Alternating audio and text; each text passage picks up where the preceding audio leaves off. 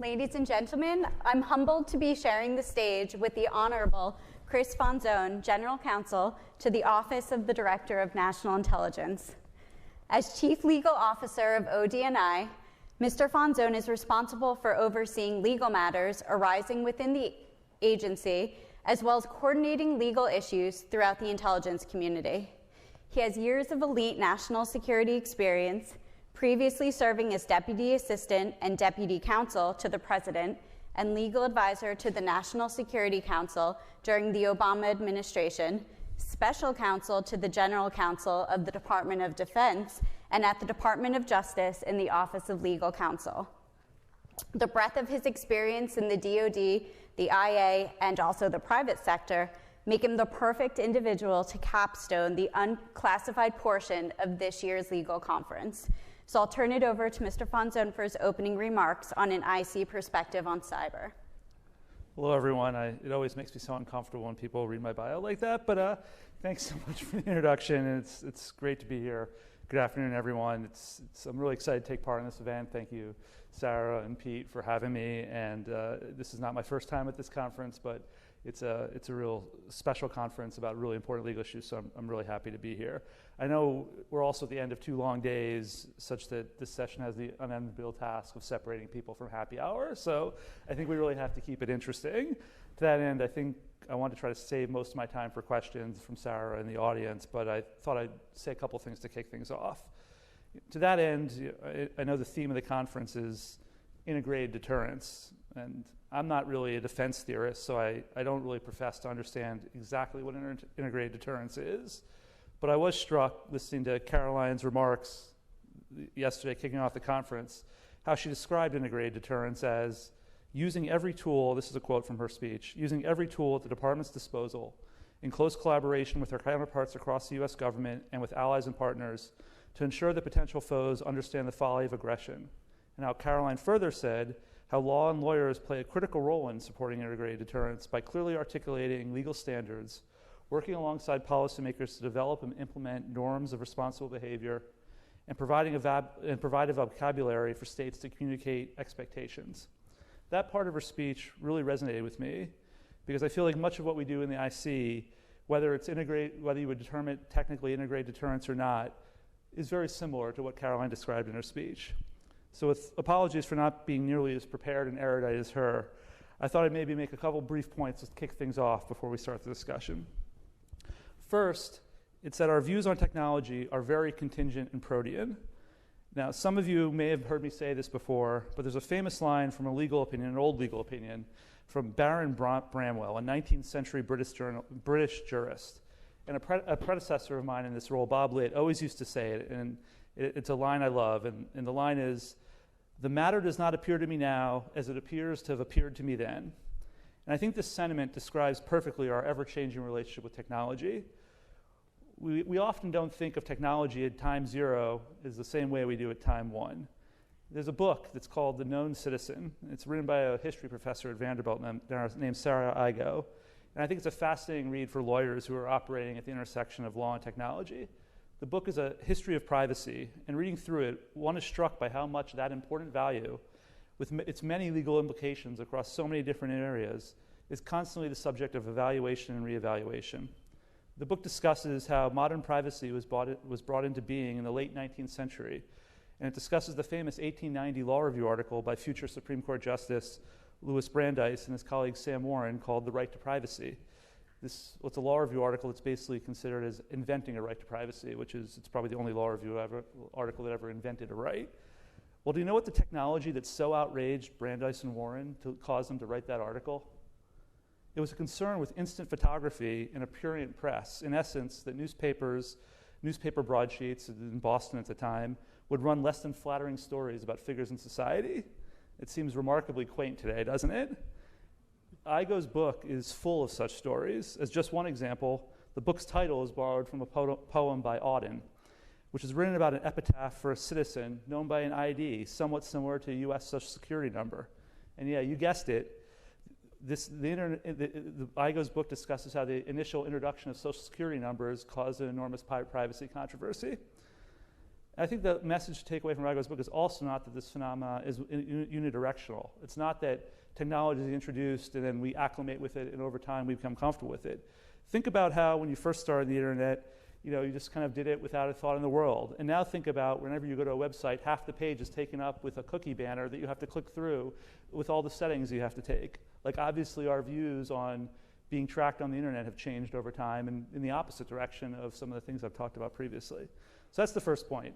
Our views on technology are always changing, which I think leads to the second point, that when our views on technology change, that leads to legal change. And this point may seem fairly obvious, like laws reflect societal views in the end, but I think the relationship in this area may be more direct in other areas. Consider the Fourth Amendment. Here's an area where the law is actually baked into, our views on technology are actually baked into the law. In the earliest 20th century, many of you, I'm sure most of you know this, the Supreme Court in the famous Olmstead case effectively held that wiretapping was constitutional. Well, a couple of generations later, during a period when, as Igo discusses in her book, there was a lot of popular consternation about bugs and recording devices, the Supreme Court explicitly tied the scope of the Fourth Amendment's protection to an individual's reasonable expectations of privacy, what our social expectations are in light of prevailing technologies, and held that wiretapping was unconstitutional. Societal views changed, the law changed.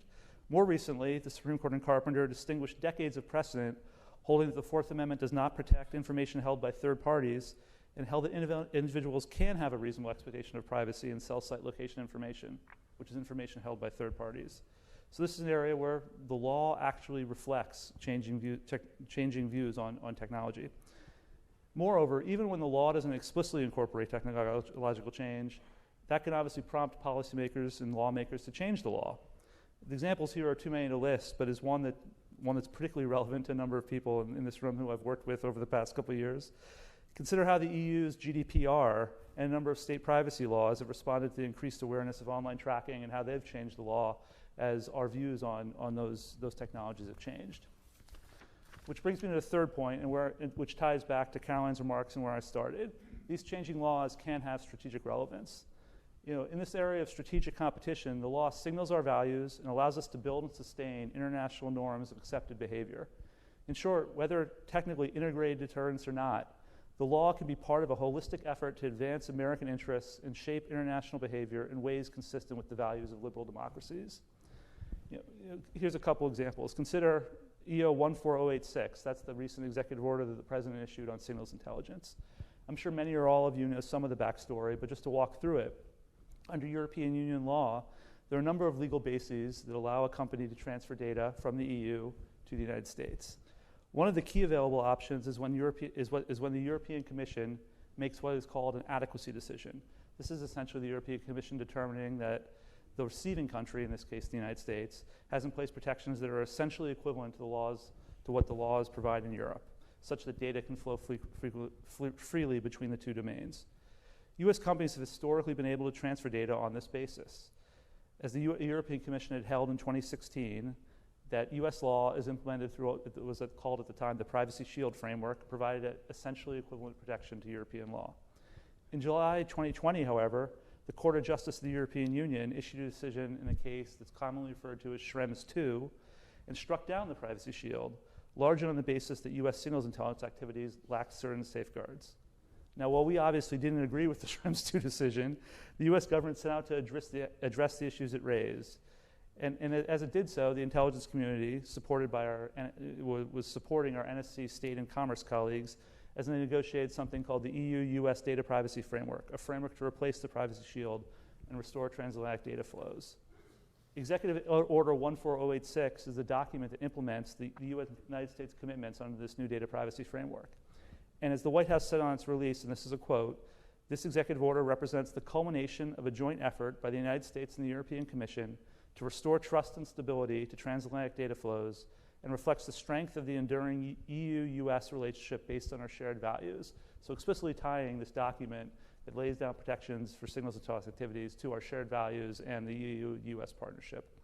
Another example, which I'm guessing has been the subject of conversation over the last couple of days, is EO 14093, which is the EO on commercial spyware. There's some background here. The Director of National Intelligence, my client, spoke a few weeks ago at the Summit for Democracy on the topic of countering the misuse of technology and the rise of digital authoritarianism. In doing so, she made a couple of key points worth referencing today. First, she noted that while the digital technologies were instrumental in facilitating civil society and freedom of the press in many places, they've sparked a backlash from authoritarian regimes, and as part of that backlash, we are seeing the immense growth in the use of these tools maliciously by those regimes. Authoritarian regimes, she noted, are leveraging traditional intelligence collection, bulk commercial data, spyware, and other technologies to track, target, and suppress critical voices both at home and abroad. Second, and this is 2 points out of a much longer speech, she noted that liberal democratic governments, civil society, and private sector entities need to work together with a sense of urgency to build positive norms and standards for digital technologies that promote the free flow of digital information and protection of human rights.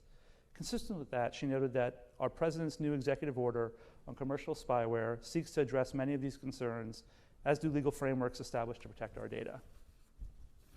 So in both cases, these executive orders can be seen as attempts to start establishing rules of the road for the digital ecosystem that is increasingly relevant to strategic competition.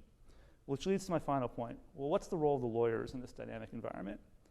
I'm guessing that most of the people here today would agree that it is exciting to practice law at the intersection of national security and technology in a world where the rules of the road we are establishing of strategic importance. But I'm also guessing that many would say it's a little scary too. The law is easiest when there are clear rules to apply to relatively stable facts. But as everyone here knows, that's not the case with cyber. Indeed, rapid technological development alters not only how we view the world, as I mentioned earlier, but also puts pressure on many other distinctions that are relevant to our laws. For example, much of our law is based on territoriality. What happens here within the United States and what happens overseas. And there's been a growing recognition over time that threats may not pay much heed to those borders. Many of the changes made after 9/11 were an attempt to connect the dots in that way. But the trend has only accelerated. Cyber is plainly the most obvious example of an area where the threat is not confined to particular borders, but there are many others, such as technological competition and, as we all learned over the past few years, pandemic disease. The public-private distinction is another area of great relevance to the law. But in a world where communications technologies are dual use, public sector actors like multinational corporations and research universities are increasingly important global players, and so much of our defensive surface in cyber and in other domains is in the hands of the private sector, lawyers are increasingly forced to address interesting questions about the public-private distinction. So what does this all mean for a lawyer? I don't profess to have clear answers, and the right approach is obviously going to depend on what your role is. A forward-deployed operational lawyer should not necessarily practice the same way as a lawyer who sits in a desk at headquarters, and who your clients are. For example, and I'll say this from experience, if your client is, say, a former national security lawyer, they may want to talk about different things than if they're not.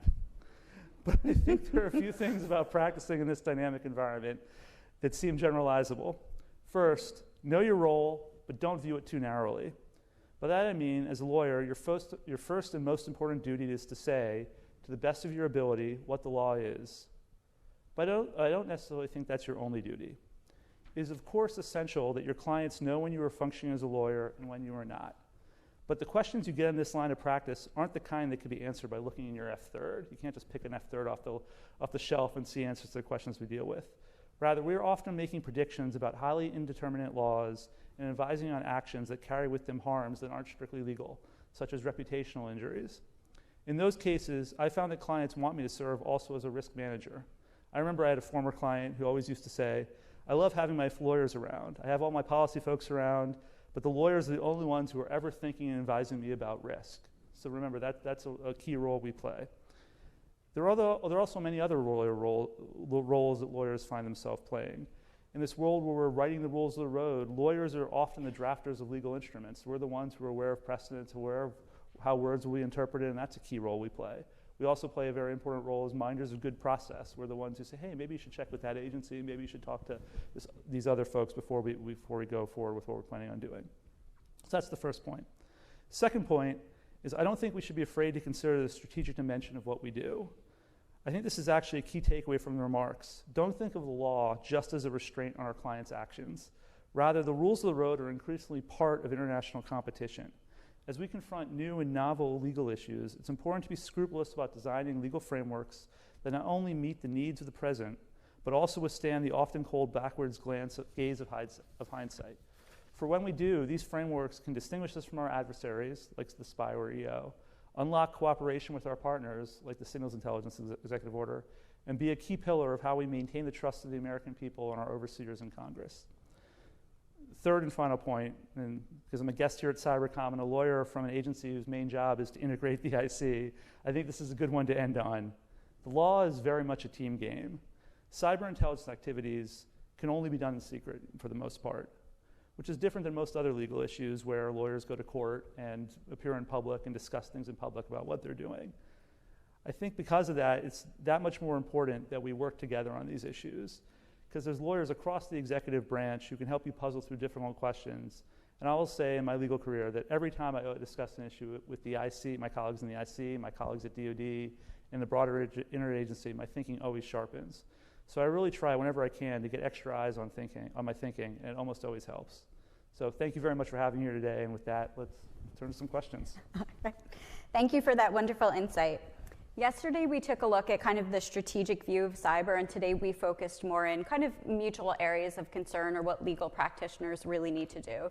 So I'm going to focus in on your last point about kind of what lawyers in the IC and the DoD can do. You mentioned reputational injuries being risk managers. What should be the lawyer's role, both kind of in the IC and the interagency writ large, when it comes to either crafting or enabling implementation of new policy, or kind of not pushing the boundaries, but maybe asking for authorities that we don't have? It's a great question. I mean, I think, now having sat in a lot of different roles in interagency, I think different lawyers in their agency have different roles to play. And I think how you approach that question, I mean, there's some similarities depending on where you sit, but there's also some differences. So I think wherever you're sitting, your first and foremost job, and I said this earlier, is just say what you think the law is. And I think that's the most important thing.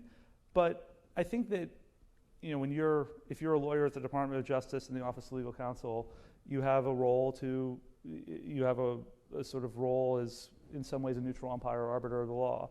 When you're a lawyer at an operational element, I think there is some element of, especially if the law is hazy or murky, advocating to the interagency, to the policy community, they're like, here's what we want to do, here's why we want to do it, and trying to maybe push the law a little bit. If you're at the DNI or if you're at the NSC, your role might be a little different, to try to bring people together and try to arrive at a point of consensus, so that when the deputies get together, it's not like Deputy A is saying, well, the law is X, and Deputy B is saying the law is Y.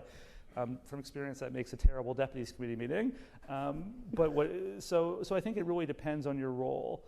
I think in an area like cyber, that where the law is changing and the law isn't particularly precise, I think it is important to be responsive to what the policy needs are. But I think it's important to be responsive in a responsible way, because you're not just establishing rules for today, you're establishing rules going forward. I mean, I think everyone in here is probably the nature of this practice is whenever you get asked a question, you can't look in the Federal Reporter for what the answer is, but the first thing you say is like, well, what did we do the last time we got this question? So you're not just answering a question for yourself today, you're answering it for all the people who get that question down the road. Now, obviously, you can change the views and you can shift views over time, but I think that lawyers are much more inclined, and it's much more a role, and people look to us to have that sort of much further thinking, to think much further down the road than a policy maker or an operator in terms of what the implications of what you're doing are. So I don't think there's like one particular thing you do, but like one, figure out what you think the law is. Two, understand your role, and to the extent play that role in the interagency debate that's going on. And then three, I think about what you're doing, not just for what's happening today, but for how this is going to look 5 years down the road, 10 years down the road, and what are the types of rules that we're trying to establish. Thank you, sir. Yesterday, I'm going to shift gears a little bit, but so yesterday a number of speakers mentioned 702 reauthorization. For those in the audience or those online who may not know what 702 is, it was added to the Foreign Intelligence Surveillance Act in 2008 to allow U.S. government to acquire critically important intelligence from foreign targets that use U.S. communication services.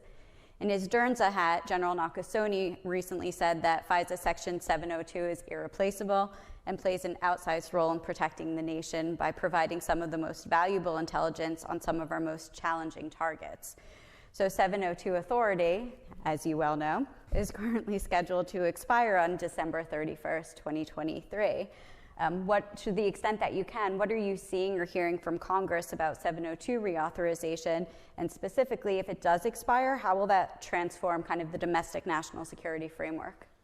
Yeah, so this is obviously a big part of my book of business. Section 702 reauthorization is a big focus for the D&I and for the entire intelligence community. And we've been working on this for months, more than a year, sort of getting ready for the reauthorization debate. And I don't think I could say any better than what General Nakasone said about why it's so important. It's really an irreplaceable tool. I think that what we thought of as kind of the formal kickoff of the big push this year was in January, the D&I and the AG sent a joint letter to Congress basically laying out, it had three purposes, the letter. One is it provided, and this was using some newly declassified information, an affirmative case for the value of Section 702, which fills in a little bit more than the point General Nakasone you just read, which is that it's irreplaceable. It sort of explained a little bit why, and some of the targets where 702 is proven incredibly valuable.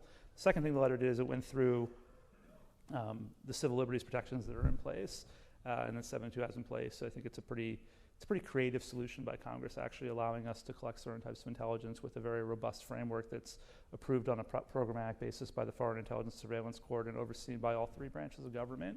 So the letter lays out some of that. And the third thing it says, and this is probably the most important thing it says, is that it said that this is a priority of the administration for it to be reauthorized, and we support its reauthorization. We're open to discussing reforms that fully preserve its efficacy. So I think this is an administration priority is to get this reauthorized.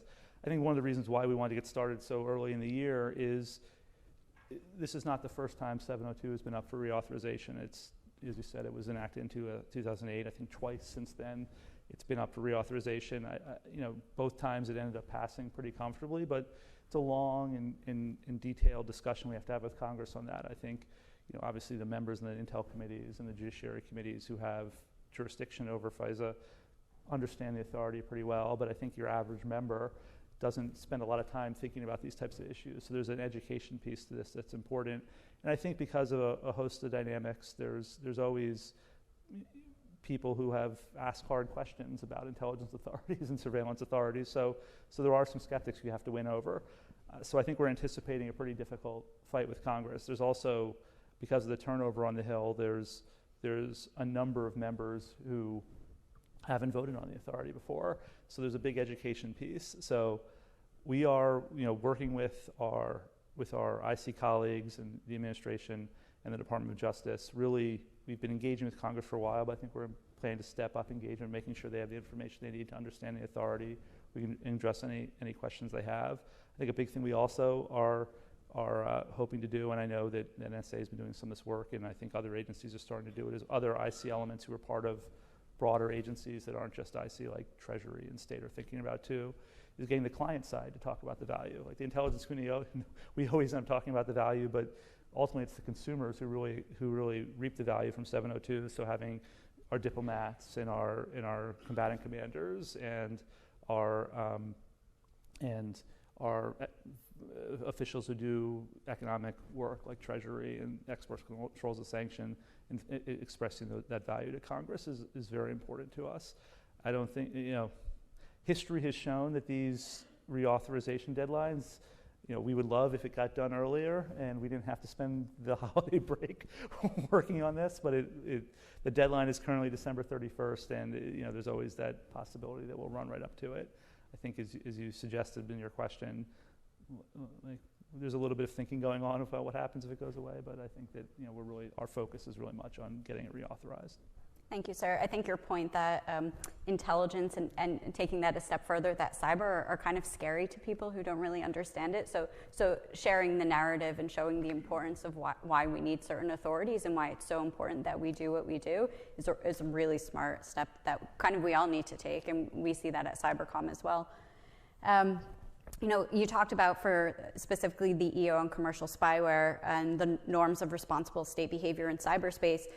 Do you think that the U.S. and democratic partners' efforts to establish a more human rights protective norms of conduct will have any effect really on these authoritarian governments? I mean, can we really influence authoritarian regimes and change their behavior? Yeah. I think the way you asked that question, I think I know what you expect the answer to be, and I'm not going to say that it's not the answer. I mean, I don't think anyone expects us to issue an EO on spyware and then authoritarian regimes to be like, okay, that's it, we're out of this business.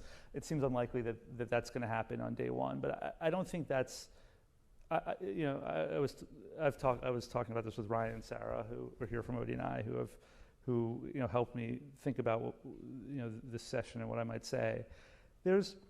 I think of it, there's concentric circles here about why we do things like we try to advance policies and executive orders and policy documents like this in this area, laying down rules of the road that we find tolerable. And it's kind of I think of concentric circles radiating out from like our populace. So starting at the sort of most central to the United States, I think the American people have to have confidence in what we're doing in this area. This is to your point about explaining what we're doing in cyber and surveillance, because they seem scary to a lot of people, understandably. And I think because of that, we have a responsibility to explain to the American people what we do and how we do what we do. I think we've seen over history that the intelligence community has gotten itself in the most trouble when we're doing things that the American people don't know that we're doing, and that can lead to a lot of problems. So I think that's the first thing, is like laying down the rules of the road for what we're doing is really important to establish the trust of the American people. Now, can I say that the commercial spyware EO in particular, that without that they wouldn't trust us with it? No, I can't say that, but I think that the general idea of doing this, I think, is very important. I think a second thing, and I think we saw this with the spyware EO as well, is it also established us to coordinate with our allies and partners. That's also true with the signals intelligence EO. Our allies and partners are very focused on this, on the idea of how technology is used, how we conduct surveillance, how dual-use technologies that their citizens take part of are used. So I think establishing norms in that space is very important, and it allows us to work together with our partners and allies. There's a third category, which I think is, before you get to the authoritarian regimes themselves, there's a lot of fence sitters. There's a lot of states that could go either direction. And I think that establishing a vision for how we think the world should work is something that allows them to gravitate to. I mean, there's a famous law professor always says it takes a theory to beat a theory. And if we're not out there standing for anything, there's nothing for them to sort of align themselves with. And the spyware EO is part of a much broader vision, which was laid out at the Summit for Democracy. And I think that that's a big piece of this. And then finally, the authoritarian regimes, as your question suggested, like I don't think that on the day after we issued the spyware EO, they were starting to like cancel contracts with their vendors. But I think that this is something that's out there that they have to be aware of. I think that it's something that they have to explain.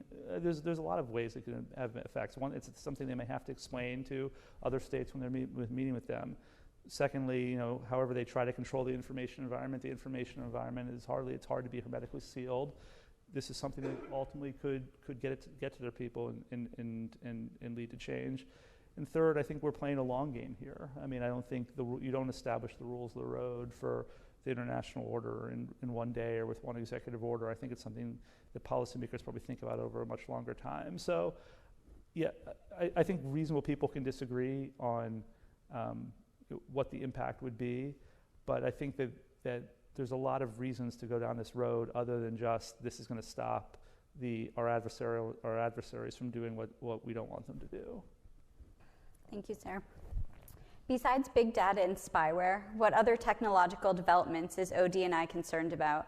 And how can the IC make sure it's able to compete and protect the American people in such rapidly changing technological and threat environments? You see all the easy questions. I was promised softballs. What technologies are we interested in? I mean, I guess like the easy answer is like all of them, but besides cyber and big tech, I mean, the ones that come to mind that I hear people talking about in morning meetings and briefings are obviously AI, which is obviously a piece of big data, but probably the next, with big language models is now a hot topic. Whether it will be in a couple of years, I don't know. But I think the ramifications of AI, both for national security and also just for how it may shape societies, it might shape employment, et cetera, is something that's super important. The other one, probably because of all the work we've done on the pandemic, is biotechnology is also something that I think is a huge area of focus. And there's a lot of areas. I mean, I'm sure I could. I'm not a technologist. I'm sure if you had technologists, they could list technologies for the remainder of the remainder of the session. I think thinking about how we can compete. I mean, that's a question that's way beyond my pay grade. I think that one thing that is interesting about this is, when I talk to junior lawyers who are interested in getting in this field, or attorneys who are coming into my office, everyone wants to do operations. Everyone's like, I want to be an operational lawyer. And like, first of all, OD&I doesn't do operations, so we're not the right place to really be there to do that. But beyond that, I think the idea of technological competition, I tell them, a lot of these issues, like technological competition, operations is not where this game is going to be won and lost. Mm-hmm. I think for the IC, some of the things that we really have to focus on in this area is like, can we get the right people in who understand this technology? That requires lawyers who can creatively think about how to work with the private sector, how to bring in people from the private sector. What are the creative personnel arrangements you can get to bring people in? It's going to require lawyers who work on security issues, so you can think about how people can have clearances and how you can get people in and out of the IC faster than they had been previously. That's why I think hiring has been a big focus of the IC. It's going to be all these issues. It's going to be budgetary issues. How can we make sure we're aligning our budget with our technological needs? So I guess I would say, I don't know if I have the silver bullet, and there is no silver bullet for how we compete here, but I think lawyers can contribute in many ways, and a lot of the ways where I think lawyers can contribute the most aren't necessarily the ones that leap to mind first. So the competing in this world of technological competition is something that really is not just all tools of the U.S. government. It's all tools within each agency, because it's about personnel, it's about funding and budgeting, it's about security and clearances, it's about making sure we take into account conflicts of interest and contracting rules, but do so in a flexible way so we can reduce cycle times in acquisitions. It's about all these other things beyond just the how are we collecting intelligence, how are we analyzing that intelligence, and how are we doing operations. Related to that, as we want to get the technological advantage, our adversaries want to do the same thing. So how do we still advance our use of technology while mitigating the adversary's ability to use that same technology against us? Again, another easy question. I think that's part of the purpose of this entire, what I heard Caroline talk about, what I tried to talk a little bit about today. Technology can change. It changes the business of intelligence, certainly. I think it changes the business of cyber operations too, and it's something that is a powerful tool. And I think we need to use it in a responsible way. I think we want to develop rules that allow us to use it responsibility. We want to the extent we can be public about what those rules are, describe what those rules are, and try to establish, what are the things that are allowed, what are the things we don't think are allowed, and then we have to, once we've tried to establish those rules, we have to try to encourage others around the world to comply with them as well. Neither of those two steps are easy. It's both hard to figure out what lines we should draw, because I'm sure everyone in here knows that you never know what's going to happen. So when you're establishing rules, you have to be very cautious about establishing rules that down the road, just like doing something might be something down the road you're like, well, I wish I would have done that. Establishing a rule about something you won't do might be something that down the road you regret doing that. So I think that's a very difficult thing to do. I think it's also very difficult, particularly when you're dealing with adversaries who have their own interests and needs and way of doing business, that they may not want to exactly follow the same rules of the road you lay down. But I think trying to establish norms of behavior that we think are responsible, and then trying to encourage other states to comply with them, I think is the best you can do. This is not the type of thing where there's a magic bullet that you're going to go from a world that's chaotic and messy to a world that's not. I think you're going to have to work at it every day, and I think that's what we're trying to do. Thank you, Sarah. So you don't curse my name when you walk off the stage. I'm going to ask you one that may be a little easier. So you talked about the importance of collaboration within the interagency and kind of lawyers and using that legal tech chain. What are we doing well, and what aren't we doing well in that regard? So I think the lawyers in the interagency actually work incredibly well together. I remember it was almost like a running joke when I was at the NSC. Whenever there was a difficult issue, they're like, "Oh, the lawyers will just figure that out." So they kicked all the difficult issues to the lawyers, and the lawyers tried to work up or at least have a conversation to tee up options for policymakers on how they might do it. And I think that's because it's a testament to the folks in this room and the folks in the rooms like this throughout the interagency. Lawyers, I think, just have a way of working together that can be very productive. And not a day goes by, well, a day might go by, but not 2 or 3 days go by that I'm not on the phone with Ren and James and Corin and Caroline at DoD-GC talking about one issue or another. And the same is true for folks. I saw Paul here, folks at NSA and CIA. It's a team. It really is a team sport. So I think that the fact that we're willing to keep open channels of communication, we're willing to agree to disagree on topics. I'm sure that you guys have all worked issues with partners in the agency who you disagree with, but you still call them and talk it through with them. I think that's just valuable, invaluable. I think what can we do better? I mean, I don't think there's anything. It's not a sea change in how we do things. I think that, I know when I feel like I make mistakes about coordination, it's because you haven't brought people in early enough in a coordination process. You've been working an issue for a while. You thought you'd be able to handle it. Then all of a sudden you're like, oops, should have been talking to the folks somewhere else earlier. I think it's things like that, just keeping the fact for interagency collaboration in front of mind rather than back of mind is kind of how I would think about it. But I do think that it's a very collaborative, it's one of the most enjoyable things about the practice of law in this community is that people really like practicing together. I think we really do make each other's work better, and I think we can support our clients better because of that. Thank you, sir. At this point, I'd like to open it up to the audience with the remaining time. I just want to make sure you get a real softball. So you've had a pretty good career in the national security law community, and you've sat in some pretty senior positions, and most of the people in this room have entered the national security law community by, entering as a lieutenant or a lieutenant JG or something like that. You didn't, and you're familiar with lots of lawyers who haven't. So to the young attorneys, young judge advocates, and law students, many of whom are probably watching this or will watch it, what's your advice to them, both on public service in general and entry into the national security law field in particular? What would you say to those people? So those, I guess I'll take the first question. I think it's, having worked for a while before I went back to law school, having done non-national security work before I got into this for a short period before I got into this world, having been in the private sector between two stints in government, I can't imagine a more rewarding career than doing this type of work in government. There's obviously downsides to it. I don't sleep nearly as much as I wish I did. My hair was a lot less gray when I started doing this, but the ability to work on interesting issues that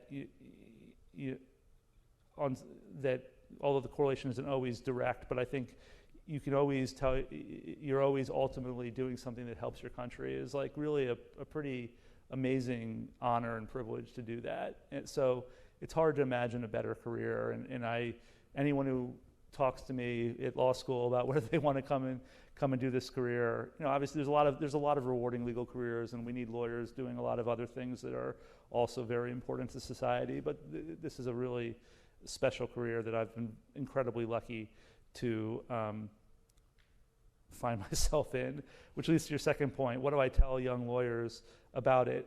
Well, lucky is the key word that I would say about how I ended up here. I was at a point in my career where I thought it'd be a good time to enter into government, and this was like in 2009 or so. So national security law was a big focus at the time. This was still kind of close enough to 9/11 that was still a big part of it. When you were in law school, all of the big Supreme Court cases about detainees were still very prominent. You were learning about them. So I thought it was interesting, but I didn't look to get into national security law. I was hoping to just get a job in government working for a senior lawyer, and through a professor friend of mine, I got in touch with Jay Johnson, who at the time was the general counsel at the Pentagon, and ended up being a special counsel. And once I was there, because this is such a collaborative community, I got to know lawyers throughout the government. So while there, I met some lawyers at OLC, went over to OLC. At OLC, they assigned me to this project for the then National Security Council legal advisor, Avril Haines, who for some reason thought I did a good job and then brought me over to be her deputy, and then things have worked out since then. So what I tell lawyers in law school or earlier in the career about national security law is it's a small community.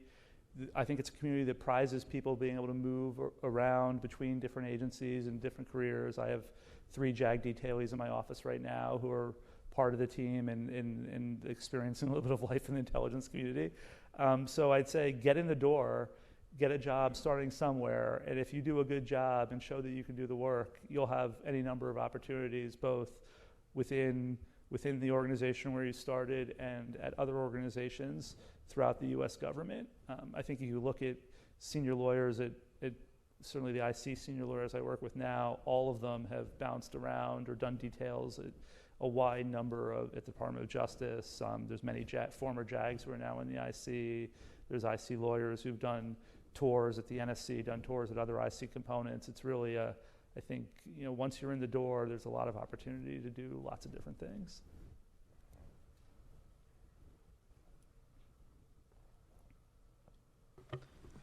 Sir, you had mentioned the IC, building the trust of the American people. What challenges do you see lawyers have in shaping those discussions, and how would you recommend for us as lawyers being part of that? No, it's a great question. I think so. When I think about how the IC can lose the trust of the American people, there's probably 2 things that would be most damaging. One is when we do things that don't comport with the law. The other is when we do things that we believe are lawful, but we do them, and the IC has to operate in secret, so we do them and we're doing them in secret, and over time, the law may not change, but as I just described, popular perceptions can change. So what we're doing is lawful, but the American people find out about it down the road, and they're like, "What are you doing?" And that leads to a big problem. So I think that the 2 things that IC lawyers can do this is obviously we can't do this alone. We have to do this supporting our clients. But the 2 things that we can do and help our clients do is, one, I think we have to give our clients the best legal advice we can and make sure that we're complying with the law. That doesn't mean we have to be overly risk averse. I think there's times when you have to do things that people outside the IC or outside the national community are like, "Will you do that?" Yeah, but that's the job. But you have to comply with the law is the first thing. The second thing I think you need to do is, I think that particularly when you're giving advice about an area, just because you're a lawyer doesn't mean you're also not someone who has a sense about what would be surprising to people and what wouldn't be surprising to people, and this is the risk management piece. While being clear that you're not giving legal advice, I think when you're giving advice about something that you're pushing the limits a little bit, or you're doing something that if you thought people learned about outside the intelligence community, they might have questions about, I think that's when you want to tell your clients that, hey, you can do this, but 1, think twice about it, and 2, this might be something you want to think about telling your congressional overseers. This might be something you want to think about disclosing in some way to the public in a way that would still protect sources and methods. I think that's sort of what the role the lawyer can play, is kind of as that risk manager sort of sounding board for when are we getting into areas where we want to think about how we can loop others in outside of our community so that we can both get us. I think that serves at least 2 functions. One is to get a kind of check on whether we're doing the right thing. Oftentimes we might consider doing something, we'll go to Congress and we'll be like, we wouldn't do that, and that's information there. And two is it also, disclosing it publicly also allows us to self-correct over time if we hear from folks that we should take a different course. Sir, thank you so much for joining us today. This was a perfect way to end day 2 of the conference. On behalf of Colonel Hayden, thank you. The coin is over there. I'll have to give it to you later. Thank you so much.